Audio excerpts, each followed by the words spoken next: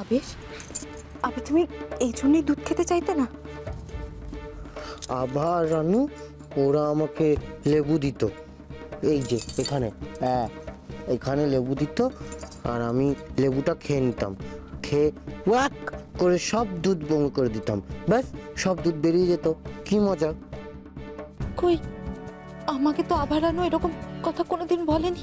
সেটা হয়তো আপনি ভয় পাবেন ভেবে ওনারা আপনাকে কিছু জানায়নি, তবে ওনারা যেই লেবু খাইয়ে বমি করাতেন, that's a good sign.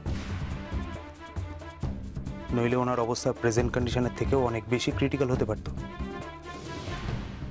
But I am quite sure যে ওনারা এই বমি করানোর প্রসেসটা কন্টিনিউ করতে পারেননি, তাই ড্রাগ ইতিমধ্যেই ওনার যথেষ্ট ক্ষতি করে ফেলেছে। তাহলে তাহলে এখন উপায়? রিল্যাক্স, অত ভয় পাওয়ার কিছু নেই, এখনো সময় আছে। নিয়মিত অ্যান্টিডোটস দিলে উনি খুব শিগগিরই সুস্থ হয়ে উঠবেন। তবে সবচেয়ে বেশি যেটা দরকার সেটা হলো প্রপার কাউন্সেলিং। ওনার পাশে সবসময় থাকা, ওনাকে এটা বোঝানো যে ওনার ভালো চাওয়ার লোক ওনার আশেপাশে সবসময় আছে। আমার যতদূর মনে হয় ওনার আশেপাশে এমন কেউ আছেন যাকে দেখে উনি সবসময় ভয় পান, তাই নিজেকে নিজেকে একটা গুটিয়ে রাখার চেষ্টা করেন। ওনাকে এটা বোঝাতে হবে যে ওনার ভালো চাওয়ার লোকও ওনার পাশে আছেন, উনি একা নন।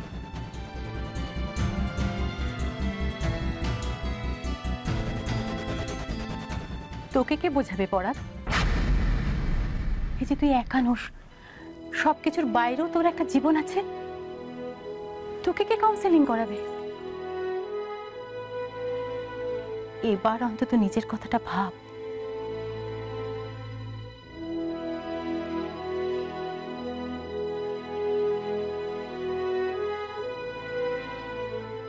এবার চেঞ্জ করে নিলেই হয়।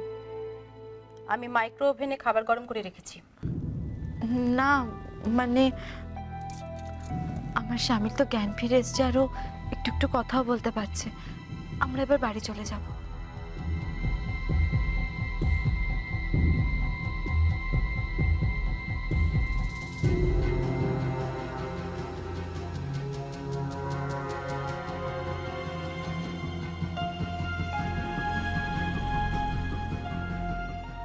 আমার মা একজন রিনাউন্ড ডক্টর, তবে এখন প্র্যাকটিস করে না। আজ যাওয়া যাবে না, ওর পালস রেট এখনো স্টেবল হয়নি।